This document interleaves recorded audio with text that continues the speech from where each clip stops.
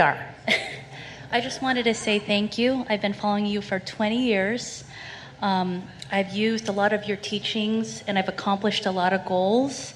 However, a lot of the goals that I've also accomplished were through hard work. I was raised that in order to be successful, you have to work. Then you're going to have to do that until you get a new decision. Yes, and so that's where my question comes in. How do I let go and allow the universe to work for me when I have this false premise that, I have to do something to make things happen? Well, here's the thing. Let's put action into a very clear perspective. We are in no way trying to talk you out of action because it is so fun. We are just wanting the alignment to come first so that the action is inspired. And in that flow, it doesn't feel like hard work. It feels like, oh, that's a good idea. Oh, that's a good idea. Oh, that's a good idea. If we were going to apply the words hard work to anything that's going on here, we would say it's not the easiest thing in the world to get yourself focused into what you want with so many around you clamoring for other things. There's a lot of distraction. And so the hard work is the focus. The hard work is the aligning. It's like, think about it. This is a ridiculously silly analogy, but it will be a good starting point here. So imagine that you are like Esther and you're on your way walking to school. You're little and it's not far. Let's say it's 2 miles. It wasn't for Esther, but let's just say to make the story better. And you can walk to school, even if it's cold, even if it's raining, even if it's snowing, you can do it. But then your neighbor says, hop in, I'm going the same way. So you hop in and you use that vehicle to do the same thing. The vehicle that we're wanting you to feel from us is the vehicle of aligning with the energy that creates worlds. We like to explain it this way, and we know 20 years you could speak this as well as we will right now, but when you know what you don't want, you launch the rockets to what you do want, and that vortex who collects all of that desire and the cooperative components that are melded and meshed together. This is a universal engine that has a lot of calling power, that when you ride the wave of it, it is easy. It's fighting it that's hard. It's fighting against the current of well-being that is wearing you all out. You think it's your hard work that's wearing you out. It's not going with the flow. That's what's wearing you out. Unworthiness is not going with the flow. Believing that you have to justify the good that comes to you through hard work is that unworthiness that is going against the flow. It's like, I want this, but I believe this, and there's a tug of war. In the very early stages when we were flowing through Esther's apparatus, the earliest words that we used were, when your desire and your belief are the same vibrational frequency, then it is. But when you desire something that you don't believe, now this is a little more sophisticated. You desire it and you believe it under these conditions, you just don't believe it under these conditions. And you know why? Because you, just like almost everybody else, have been calibrating to other humans who all have an opinion about what you're doing.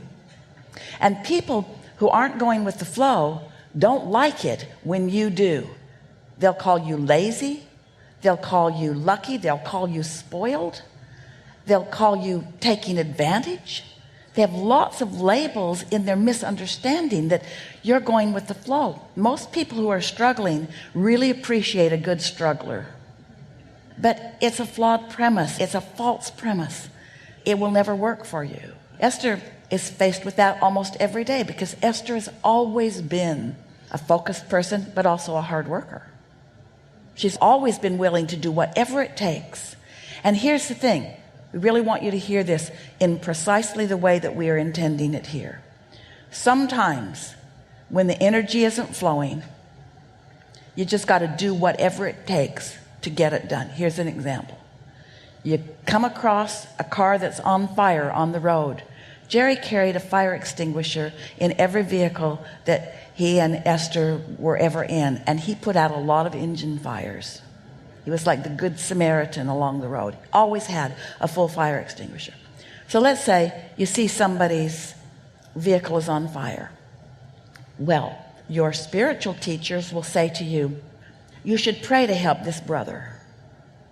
And your metaphysical teachers will say, you should meditate to raise this person up. And a very smart, practical person would say, get out the fire extinguisher and put out that fire.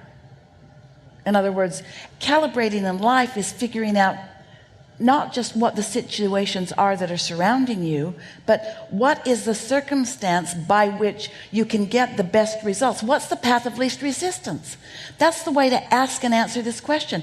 What's the path of least resistance? Is the path of least resistance to drag them to safety and then pray with them? Or is the path of least resistance to drag them to safety and then put the fire out with the fire extinguisher? And you might say, oh, that's hard work. I want to do it with the power of my mind. And we say, do alignment with the power of your mind, and love with the power of your mind, and appreciate with the power of your mind, and focus with the power of your mind. And then you will be inspired. Here it is. We have never said this before. Thank you so much. Your inner being will inspire you to the behavior to get you what you want, given the beliefs that you hold. That's why sometimes it feels like hard work's the right thing.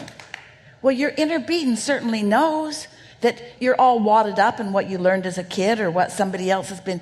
Your inner being is not saying, get rid of all those hindering beliefs and then I'll work with you. Your inner being says, you believe what you believe, and you believe what you believe for a reason, because you saw it and you thought about it and you offered a vibration about it and then you attracted about it. You're not being unwise because you believe things that don't serve you. Your life has shown you some of those. We're just fine-tuning here, aren't we? We're just getting better and better. That's why we responded to you in the very first exchange of words when you said you've been following us. Better said, we've been following you. And we said, but it never ends, does it? The expansion or the understanding or the evolution of desire never ends, does it? Esther's been saying recently, she wants to be this way and she wants to believe it. I'm a pointer. I decide, I line up my energy, and then I'm inspired to whatever it takes in order to bring things about. But isn't it really, really, really a true thing how fun it is to get your own hands in your own clay? We just want you to look at it this way. You want to do the work with your mind. Get all the cooperative components going so it's unfolding, and then you want to jump in to the fun action of encouraging it along. So what we're really talking about here, you can break it down pretty simply. Am I right now coming from the upper half of the chart, the upper half of the emotional scale? Am I feeling like letting it go and contentment and satisfaction? Or am I feeling from frustration down? Now, we're going to say something to you. We've not said this before in this way. This is a leading edge conversation that you have evoked because of the clarity of what you're living. So you're going to hear this easily, and everyone else is going to benefit from this. So can you picture what we are calling the emotional scale? Can you picture it? Up at the top is appreciation and love and all of those good feelings. And all the way to the bottom is depression and despair and unworthiness and grief. And the range is in between. So now we're going to tip that scale on its side. If you've been with us for 20 years, you know sometimes we talk about the scale. You know what you don't want, you know what you do want. The emotional scale, you know what you do want, you know what you don't want. So let's flip this thing on its side. So you know what you don't want, you know what you do want. So now the fulcrum of this scale is over here, 1, 2, 3, 4, 5, 6, 7, 8. It's between 7 and 8. Between letting go and satisfaction. So here it is over here. Notice how when you're trending in the direction of what you want, when you're trending in the direction of love and appreciation, feel how resistance freeing that is. When you're trending in the direction of appreciation and love, now think about how you feel when you're trending toward anger and blame and guilt. If you understand where that fulcrum is, and you understand the difference, because the law of attraction is going to bring you whatever you're focused upon, and there really is no ending to how much it will bring before you make the shift.